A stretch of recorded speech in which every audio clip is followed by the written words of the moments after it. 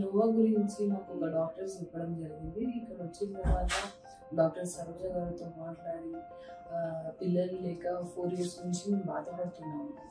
So వాళ్ళు బాధపడకండి, మీకు ఒక హోప్ ఉంటుంది కదా, ఖచ్చితంగా మీరు పేరెంట్స్ అవుతారు అని భయపడకండి అని ధైర్యం ఇచ్చారు. ట్రీట్మెంట్ స్టాఫ్ అందరు సపోర్టివ్గా, అందరు భయపడకుండా నాకు ఎంకరేజ్ చేస్తూ పాజిటివ్ వైబ్స్ అండ్ ఇక్కడ సరౌండింగ్ అన్నీ చూస్తుంటే ఖచ్చితంగా నేను ఇక్కడ నా బేబీతో పాటే నేను ఇక్కడ బయటికి వెళ్తానని నాకు హోప్ వచ్చింది. 4 years తర్వాత నాకు ఇక్కడ హోప్ అనిపించింది, తప్పకుండా జరుగుతుందని నోవాలో.